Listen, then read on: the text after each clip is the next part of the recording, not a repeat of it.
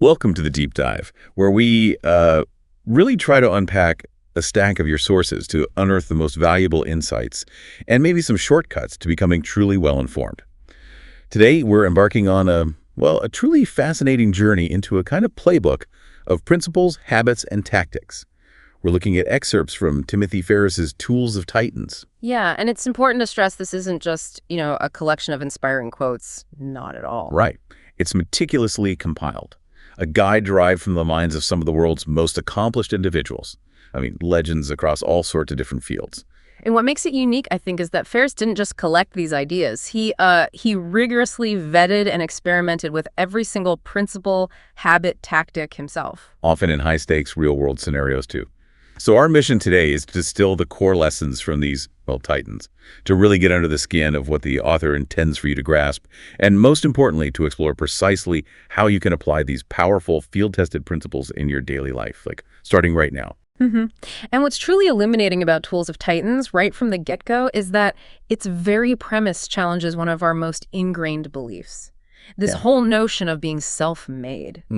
Arnold Schwarzenegger, of all people, shares this really candidly in the foreword. He says, achieving anything significant, anything lasting, means acknowledging we stand on the shoulders of giants. That's huge coming from him. It is.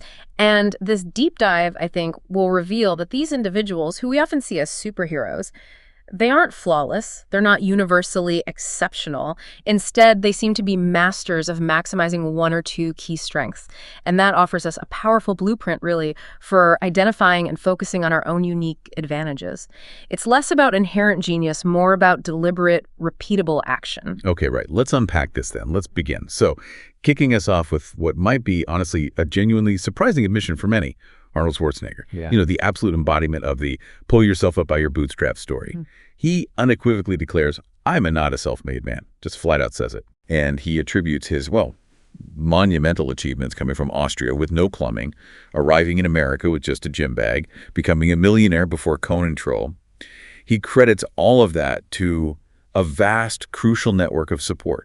It's parents, coaches, teachers. Exactly. Parents instilling discipline, coaches, teachers providing guidance, mentors like Joe Weider who helped him navigate the whole bodybuilding world, and even global icons he admired from afar, like Nelson Mandela, Muhammad Ali, people who shaped his vision for a life beyond just, physical stuff. It's a profound statement, isn't it? Especially from someone whose brand is so built on willpower, individual effort. Totally. So what does that mean for us? For the listener? Well, I think it raises a fundamental question, right? What does this shift in perspective coming from a titan like Arnold mean for your own journey? It's incredibly liberating, I think. It frees us from that often crushing, isolating pressure of believing we have to do it all alone. Yeah, the lone wolf myth. Exactly. Arnold's story powerfully highlights the indispensable role of external support, wise advice, continuous inspiration in any significant achievement. If someone with his legendary big vision and, fire in his belly openly admits he needed help, that he actively sought out and leveraged others' wisdom well, then it stands to reason that we need to do the same. Embrace collaboration, seek guidance, build our own support systems. It really reframes the whole thing. It's not a solo expedition. It's a collaborative ascent, yeah. And Tim Ferriss himself reinforces this collaborative experimental approach. He deliberately describes his own role not as an expert handing down commandments, but as the experimenter, the scribe, and the guide. Right. And he has this really clear, pragmatic filter for what makes it into the book. If he can't personally test it, replicate it himself in the messy reality of everyday life, as he puts it. He's not interested. Simple as that. It's not lofty, untested theory from some ivory tower. No, and this unwavering focus on rigorous experimentation, real-world application, that is absolutely key to understanding the author's intent and the book's value. It's not about theoretical knowledge just for its own sake. It's about practical, actionable lessons. Things vetted in high-stakes negotiations, high-risk environments, complex business deals. He really puts these principles through their paces. He does, making sure they work when you need them most. And he emphasizes that the small things done consistently are the big things, like a specific meditation or the red team idea vetting or strategic fasting. So you don't need to completely overhaul your life overnight. Exactly. The power is in those seemingly minor adjustments, those performance-enhancing details, as he playfully calls them. PEDs, PEDs, right. Hinting at their powerful impact despite their often small scale. It's about finding those leverage points. The art of asking better questions and challenging assumptions. Okay, moving on to another really critical mindset shift that seems to echo throughout the lives of these titans. Tony Robbins famously declares, the quality of your questions determines the quality of your life. And that's not just a catchy phrase, is it? No, it feels like a foundational principle they actively apply to unlock new possibilities, guide their proactive inquiry, not just wait for answers to appear. Right. If you ask narrow questions, you get narrow answers. Ask expansive questions. Your potential solutions expand. Makes sense. And Peter Thiel, the PayPal co-founder, serial billionaire, he really exemplifies this with his notoriously absurd question. So yeah, the 10-year plan one. That's the one. Yeah. He asks entrepreneurs, if you have a 10-year plan of how to get somewhere, you should ask, why can't you do this in 6 months? Which sounds impossible on the surface. Well, exactly. It's not meant to be taken literally. Like every complex goal can be squashed into half a year. Instead, it's a profound challenge to those self-imposed limitations, to conventional thinking. It forces you to think, what might you do if, as Ferriss puts it, you had a gun against your head? If failure wasn't an option and speed was everything. Precisely. Imagine applying that kind of questioning to your own big goals. What assumptions would suddenly crumble? What inefficiencies would you just cut out? What weird partnerships might you forge? It pushes you to uncover hidden efficiencies, maybe entirely new approaches you wouldn't normally consider. And Tim Ferriss uses a version of this himself, doesn't he? When he asks guests, what do you believe that other people think is insane?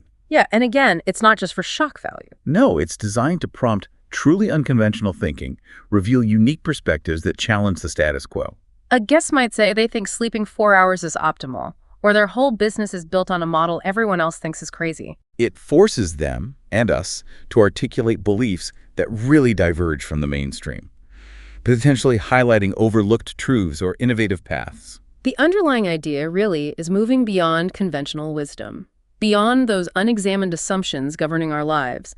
Mark Andreessen's philosophy captures this perfectly. Strong views, loosely held. Strong views, loosely held. Explain that a bit more. It means having deep conviction in your ideas, being willing to argue for them, commit to action, but crucially also being open, willing to adapt those views instantly if new, better information comes along. So not stubbornness. No, it fosters intellectual humility, continuous learning, prevents dogmatism, be conviction-driven in execution, not dogma-driven in belief. Got it. And building on that, Chris Sacca, the VC guy known for early bets on Twitter, Uber, he emphasizes asking dumb questions. Right, the ones hiding in plain sight. He suggests that tons of experience, while obviously valuable, can sometimes embed assumptions so deeply they become invisible. What seems obvious to an expert might actually be a critical blind spot, a flaw, an opportunity that a fresh, maybe naive question can expose. Cutting through complexity with simplicity. That's a powerful point. Sometimes the most insightful questions aren't complex at all, are they? They probe the very foundations we take for granted. It's a call for intellectual humility, even for the super experienced. Okay, let's talk about reframing reality. Seth Godin, the marketing guru, offers this really profound insight. Money is a story, and it's better to tell a story about money you're happy with. Yeah, and that extends way beyond just finances, doesn't it? Absolutely. To all aspects of life. Godin argues, what you track is your lens. Choose carefully. Meaning? Well, are you tracking rejections in sales, for instance? Right. Training your brain to see only obstacles? Right. Or are you tracking moments of impact, new connections, lessons learned, even from a failure? That conscious choice of focus dictates the narrative you build for yourself. It influences your perception, motivation, ultimately your results. So this concept is really about actively creating yourself, your reality, rather than just discovering some fixed identity. Yeah, and Tim Ferriss warns against retreating into story, especially those self-defeating narratives like, I'm not a morning person. Right. That narrative dictates your behavior, whether it's truly fixed or just a reinforced habit. Which raises that important question for you, the listener. What narratives are you telling yourself about your abilities, your past, your potential that might be holding you back? Recognizing and consciously choosing your narrative. That's an incredibly powerful step toward intentional living, unlocking possibilities. Then there's Derek Sivers, founder of CD Baby. He offers another observation that really cuts against the grain of modern work culture. He says being busy often just means being out of control. Ooh, That hits hard. It goes right against the glorification of busyness, that badge of honor. Totally. Sivers suggests that indiscriminate action, always saying yes, filling every moment, is often a form of lazy thinking. Lazy thinking. How so? It's a way to avoid making the difficult, discerning choices about what truly matters, what actually moves the needle. It's easy to be busy. It's hard to be effective. Okay. That highlights the critical distinction then between efficacy, doing the right things, and efficiency, just doing things quickly. Exactly. And Alexis Ohanian, co-founder of Reddit, he freely admits to being a mess in many areas. Right. He's not meticulously organized in every detail. But he succeeds by focusing ruthlessly on efficacy. He talks about this 8-step process, but basically it boils down to identifying just 3 to 5 truly critical tasks a day and nailing those. So accepting you might be messy elsewhere, tidy desk, email inbox, whatever, but excelling where it counts for your goals. Strategic prioritization, ruthless execution on what matters most. And to round out this section on reframing, Tony Robbins adds another powerful layer. He points out that stressed is the achiever word for fear. Wow, that's a reframe. It is. By recognizing stress not just as external pressure, but as a manifestation of underlying fear of failure not being enough, the unknown. It opens the door. Opens the door to what? To conscious strategies to shift your emotional state before trying to solve problems. Robbins always emphasizes this, right? You can't strategize effectively from a panicked state. You have to change your physiology, your focus, your language first, create an empowering state to operate from. Exactly. Okay, so we've explored the Titan's mental alchemy, questioning, reframing, cultivating powerful beliefs. But, a brilliant mind operates best in a high-performance body. Makes sense. The hardware needs to support the software. Right. So let's shift gears, dive into the healthy section. It's absolutely packed with actionable advice for optimizing your physical machine. Because as we've said, the small things are the big things. Okay. Where do we start?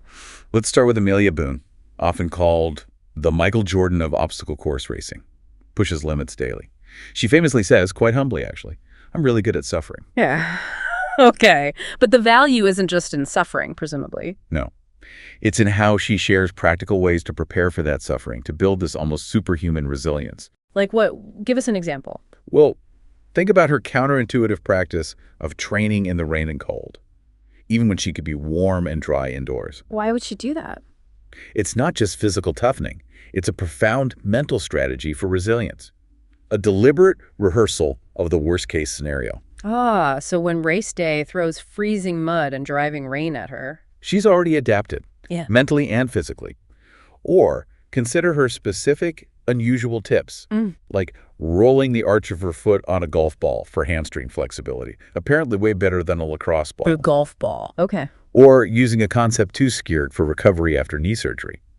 These are simple but potent performance-enhancing details. Those PEDs again. Right. And they allowed her to win a championship just 8 weeks after surgery. Exactly. These aren't random hacks. They're highly effective strategies for specific physical capacities, preparing for extreme demands by really understanding body mechanics. Got it. Okay, what about nutrition? Fuel. Right. Dr. Dom D'Agostino, scientific powerhouse, famously deadlifted 500 pounds for 10 reps after a 7-day fast.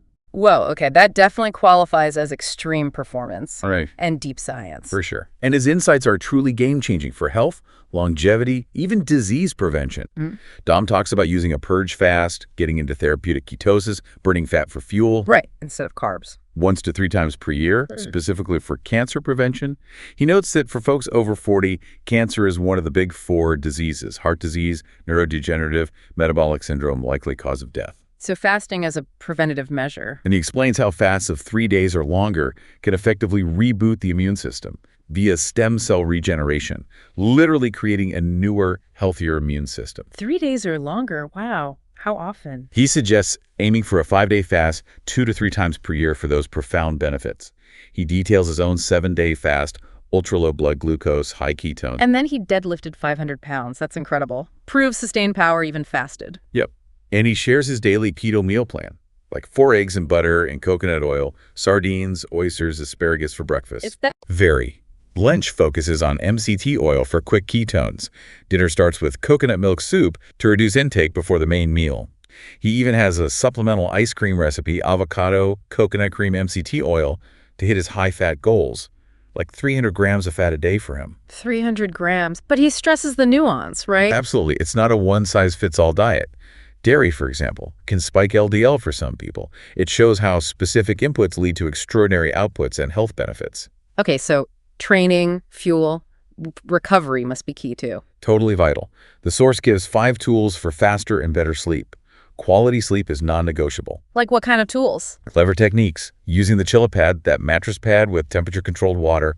Great if partners need different temps. Oh yeah, I've heard of those. Also, visual overwriting techniques, like playing 10 minutes of Tetris before bed. Tetris? Seriously, how does that work? Apparently, it can clear your mind of anxious loops, redirects focus away from stressors, or watching an uplifting low-stress show like Escape to River Cottage. Interesting. So it's about shifting mental state before sleep. Exactly. And these aren't just random hacks. They address fundamental needs for optimal recovery. Kelly Starrett, the performance coach. Yeah, mobility WD guy. He challenges the idea that hard beds are always better. He says for modern humans, sitting so much, soft is the solution for bedding. Like a hammock, ideally. A hammock, because sitting makes us extension sensitive. That's his point. Hard beds can exacerbate spinal compression. Understanding why our bodies struggle helps apply solutions. Makes sense. What else for sleep? Other simple tools mentioned: inversion therapy, hanging upside down, raw honey and apple cider vinegar mix, herbal teas like chamomile or passion flower, California poppy extract. Basic stuff too, I imagine. Yeah, like a comfy eye mask, good earplugs, a white noise machine, all key for deep, restorative sleep. It really reinforces that small things are the big things idea for consistent performance. All right, so we've covered the physical side. Now, moving into the wealthy section. This isn't just about money, is it? No, not at all. For these titans, it extends to abundance in time, relationships, freedom. And Tim Ferriss's real-world MBA story is a perfect example of unconventional learning. Right. Learn by doing. Right, instead of traditional business school. He created the Tim Ferriss Fund. Yeah. Invested $120,000 as his self-appointed tuition into angel startups. And here's the kicker. He deliberately planned to lose it all for the learning experience. Wow. That's commitment, bypassing theory, diving straight into the messy reality. Exactly. And this highlights that principle of committing to action over theory, especially when the stakes are real. And he had rules for this MBA. Yeah, like only gambling what you're comfortable, losing 10-15% of liquid assets, adapting his role over time from investor to advisor. He learned the hard way with his first $50 K check, realizing external hype doesn't replace internal rules, due diligence. So sticking to your own analysis, not groupthink, like with Daily Burn. Exactly. Most investors passed because the founders weren't in Silicon Valley. Ferriss stuck to his analysis. It's a lesson in creating your own curriculum, your own path, tailored to your goals. Very powerful. Okay, what about creativity, problem solving? James Altucher, prolific writer, entrepreneur, offers this simple, powerful exercise, his idea muscle. Yeah, idea muscle. His challenge. If you can't generate 10 ideas, generate 20. It directly attacks that pressure for perfection that kills creativity. So force yourself to allow bad ideas to flow freely. And you open the floodgates for innovative solutions. Quantity over immediate quality builds the habit of ideation. A few gems emerge from the rough stones. That applies universally, doesn't it? Not just business. For sure. And Seth Godin's first 10 strategy for marketing. Explain that one. If your first 10 trusted people don't tell anyone else about your product or idea, start over. Literally. Ouch! Brutal honesty. It's about validating ideas before scaling, building something tattoo-worthy, something people genuinely want to share because it resonates, not just relying on ads. Real-world market validation. Ensuring genuine demand, emotional connection before big investment. Makes sense. Creating something valuable, not just something you think is valuable. And then there's Mark Andreessen, the VC legend. His red team approach for stress testing ideas. The red team. Like in military strategy. Exactly. Instead of just passively approving deals, they actively try to dismantle, find weaknesses in each other's proposals, fostering a disagree and commit culture. So it's not personal attacks. It's rigorous, honest scrutiny to expose flaws before investing big. Right. And this provides a powerful model for our own decision-making. Actively seek out countervailing forces. Challenge your cherished belief before committing fully. It counteracts confirmation bias, right? Our tendency to seek info that confirms we already believe. Precisely. Ensures you've considered all angles. And Andreessen's strong views, loosely held, fits perfectly here. Strong conviction and execution, but intellectually flexible. And didn't Arnold have some simple advice too? Something about prices? Oh, yeah. During a professional struggle, his advice was simply a billboard saying, raise prices. It highlights that Titan's intuitive grasp of market value, self-worth. So combining these, be so good they can't ignore you. Smart people should make things. And value yourself appropriately. Foundational rules for building any empire of value. Hashtag 2.3, the wisdom of daily habits, consistency, and the inner game. Okay, let's turn to the whys section now. This delves into the inner work, the profound impact of daily habits. Tim Ferriss shares his 5 morning rituals that help me win the day. Right, reinforcing that idea. The small things that are the big things. These aren't just time fillers. No, they're deliberate acts of self-management, mind priming. Like making your bed seems so simple. It does. But it's inspired by a monk, Dandapani, and Admiral McRaven's famous speech. It's not about tidiness itself.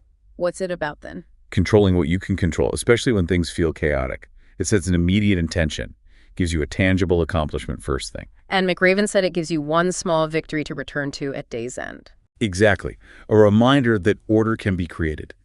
It's a subtle but powerful psychological anchor. A tiny victory setting the tone. Like Marcus Aurelius said, focus on what you can control for resilience. Makes sense. What else? Meditation. Yeah, another key ritual. Often right after making the bed, Tim emphasizes consistency over intensity. He cites Tara Brach. Oh, the meditation teacher. Right, her insight. The muscle you're working is bringing your attention back to something, not achieving a perfectly quiet mind. That's a crucial distinction. So even if your mind is racing the monkey mind, if you simply notice the wandering and gently return your focus to your breath or whatever anchor, that's a successful session. It's the repetition of return, not the absence of distraction, that builds the muscle. Okay. And building on that, Chade Tan's loving kindness meditation. Yeah, this offers an immediate, accessible way to boost happiness and compassion. Simply wishing others well, even for 10 seconds. 10 seconds. Yep, wish happiness for a loved one, a stranger, even someone challenging. It taps into positive emotion, shifts your internal state. It supports Tony Robbins' point too, doesn't it? Focus on me equals suffering. Turning outward brings relief. Exactly. Demonstrates how even brief, focused thought impacts well-being, connection. What about journaling? That's big for Ferriss too. Another cornerstone morning ritual, especially the 5-minute journal format. It's presented as counterbalancing medicine to anxiety. How so? Because anxiety is future focused. Right. Anxiety is focused on future unknowns, potential problems. The 5-minute journal shifts this consciously. It prompts gratitude in specific categories. Right. An old relationship that helped you, an exciting opportunity today, something great from yesterday, simple things nearby you appreciate. It anchors you firmly in the present and past positives. Shifting perspective from future fear to current appreciation and agency. Precisely. It's about actively priming yourself for the day, shaping your mindset, not just reacting. And Tony Robbins has that blank quote about it. Oh, yeah. If you don't have 10 minutes for priming, you don't have a life. Hey, drives it home. These aren't luxuries. They're non-negotiable investments in well-being, effectiveness, the foundation. And finally, the value of play, often dismissed in our productivity culture. Right. Jane McGonigal, the game designer, what does she say? The opposite of play isn't work, it's depression. Wow. That radically reframes unproductive activities, emphasizes their essential role in mental health, problem-solving, creativity. Play isn't just a break, it's fundamental. And the book itself uses this, right? The humor. Yeah. It's not just to make it enjoyable, it leverages psych principles. Like the von Riestorff effect. Distinctive, humorous things are more memorable. And the primacy and recency effect, remembering the first and last things best. By injecting humor and engaging anecdotes strategically, Ferriss makes the lessons stick. It reveals a deep understanding of how information is retained. Learning should be engaging. Deliberate fun can be a highly effective tool for deep assimilation. Okay, to deepen our understanding now, getting into the author's intent, the unifying philosophy maybe, Tim Ferriss offers this powerful interpretation of Siddhartha's famous answers to the merchant. Yes, the 3 kandos. I can think, I can wait, I can fast. Exactly. And these aren't just ancient philosophy. Ferriss presents them as fundamental capabilities for navigating modern life. Right. Let's break down what he means, because it feels like a foundational tripod for the whole book and the success of these titans. Okay, I can think. What does that translate to? It translates directly to having incredibly good rules for decision-making and, critically, asking those powerful, insightful questions we talked about. Like Thiel's Why Not 6 Months? or Ferriss's What's Insane. Precisely. It's about mental clarity, strategic problem solving, cutting through noise to find the core levers. Then I can wait. This is about cultivating deep patience, playing the long game, planning long term, wisely allocating your most precious resources, time, energy, capital. Understanding immediate gratification often costs you bigger long-term gains. Resilience and investment, relationships, creative work. Exactly. And finally, I can fast. This isn't just about food, right? No, not solely. It embodies the ability to withstand difficulties, to cultivate uncommon resilience, develop a high pain tolerance, both physical and emotional. It's about enduring hardship, resisting immediate desires, embracing discomfort as a path to growth. So these three, think, wait, fast, form a foundational tripod for navigating life's challenges, allowing you to survive and thrive, build something lasting. That seems to be Ferriss's interpretation, yeah. Hashtag tag 3.2, the paradox of success and failure. Let's talk about success and failure. Arnold Schwarzenegger again. Reflecting on his careers, he shared this mindset. He didn't just compete. He was there to win. A fiercely competitive drive. Yeah, but coupled with this amazing ability to turn his perceived flaws, his huge body size, which agents said was bad for acting, his thick Austrian accent. Things people told him to change. Exactly. He turned them into undeniable assets. He became known for those very qualities. It's a powerful lesson in reframing, leveraging uniqueness. It really is. That concept seems deeply rooted here. Perceived weaknesses, when embraced and strategically leveraged, can become your greatest competitive advantages, set you apart. Instead of smoothing out edges, trying to fit a mold, lead into your uniqueness. Right. And Peter Thiel goes even further. He says failure is massively overrated. Whoa, that challenges the common narrative, doesn't it? Failure is the great teacher. Thiel argues often, especially in business, failures are overdetermined, meaning they fail for multiple interwoven reasons, making it incredibly hard to isolate clear, actionable lessons. So if a startup fails due to bad product, weak team, poor timing, and lack of funding, what specific lesson do you learn? Exactly. It suggests that while learning from mistakes is important, maybe that singular romantic focus on failure as the ultimate teacher is misguided. So instead of focusing just on experiencing failure, the emphasis shifts to what you do consistently. As Tony Robbins puts it so incisively, mastery doesn't come from an infographic. What you know doesn't mean shit. What do you do consistently? Oof, cuts right to the core. Application, integration. It's not passive knowledge acquisition, reading another book, collecting facts. It's the relentless, repeatable execution of principle. You can know it all, but if you're not consistently applying it, making it habit, the knowledge is just inert, potential energy. Right, and that connects back perfectly to the daily rituals, the small things. The Titans' lives aren't just defined by grand achievements, but by the accumulation of small, consistent, field-tested actions. It's a powerful call to action for you, the listener. Knowledge is only potential power until applied through consistent behavior. That's what differentiates them. Okay, let's consider some unconventional sources of wisdom now. Casey Neistat, the filmmaker, YouTuber, known for his raw, authentic style. Yeah, very distinct. He credits much of his understanding of business, strategy, life, to studying World War II history. World War II history. Interesting. It highlights a crucial point, doesn't it? Deep wisdom, actionable insights can come from unexpected places, far outside the usual business school stuff or self-help aisle. Finding universal patterns of human behavior, strategy, resilience, wherever they show up. And Neistat embodies this with his extreme routine. Wakes at 4:30 a.m., 7 days a week, edits his vlog, works out, runs 8-12 miles, maybe then office till late, sometimes passes out at his computer. Wow, that's intense. It's not just discipline, though. It's an extreme example of his core belief. You can always work harder than the next guy. He's not relying on being smartest or best looking. It's sheer, consistent effort. Obsessive work ethic, almost. And his grandmother's definition of success, that's profound, too. Yeah. How little time you spend doing what you hate. A powerful alternative metric to wealth or fame. About the quality of your lived experience, alignment with purpose.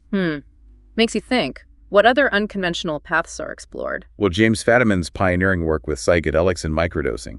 Highly unconventional, even unapologetically weird, as Pharisees might say. Right, for understanding the self, enhancing cognitive function. And for those hesitant about psychedelics, even the legal flotation tank, sensory deprivation, is presented as a kind of psychedelic arena. For self-connection, offering benefits for anxiety, insomnia, mental chatter. Exactly. pushing the boundaries of how we define tools for personal growth, inner exploration. And this connects back profoundly to Tim's interpretation of Siddhartha, doesn't it? Accessing that larger, smarter self beyond our everyday conscious mind. How so? Well, Fadiman shares a realization from a psychedelic experience. Understanding his everyday identity, Jim Fadiman, was just a subset of a much larger, smarter self, expanded consciousness. So it's not about escaping reality. No, it's about developing more skill, more ability, more insight, more capacity, as Warren Buffett advised, whether through traditional education, grueling routines like nice stats, or these unapologetically weird paths like microdosing or floating. The Titans are constantly seeking ways to expand capabilities, deepen understanding. Recognizing wisdom can be found in unexpected corners as long as it leads to genuine growth. #outro. Wow. Okay, that was a truly expansive deep dive into the playbook of Titans. We've explored, everything from the fundamental mindsets, questioning assumptions, reframing reality. Right, to optimizing sleep and diet for peak performance, creating your own real-world MBA through direct action. Yeah, and if we connect it all to the bigger picture, it seems abundantly clear that Tools of Titans isn't just about collecting disparate facts or, motivational quotes. Yeah, it's about understanding that extraordinary success is less about flawless talent or destiny, and far more about the deliberate, consistent application of field-tested principles. Principles often found in unexpected places, shared by individuals who aren't superhumans. They're just masters of simple, repeated actions and asking truly powerful questions that challenge their own assumptions and the status quo. Okay, so here's where it gets really interesting, I think, for you, the listener. The book is filled, absolutely packed with tactical, actionable advice. We've discussed a lot of it: supplements, exercises, business strategies. But what if the most important meta lesson from these Titans isn't specifically what they do, but how they integrate this constant, insatiable curiosity, this unwavering willingness to experiment into every single aspect of their lives? Always pushing to understand the why behind what works and continually adapting based on real-world results. Exactly. The how, not just the what. Okay. So that leads us to a crucial question for you, the listener, as you step back into your own messy reality. If you were to choose just one small, consistent action from today's deep dive, maybe making your bed with intention, maybe spending 10 minutes on that 5-minute journal, or trying a quick 10-second loving-kindness meditation, which one would it be? Which one would you experiment with for just the next 7 days? And drawing inspiration from Peter Thiel, what absurd or surprisingly profound result would you allow yourself to imagine if you actually committed to it? Something to think about. Until next time, keep digging deeper.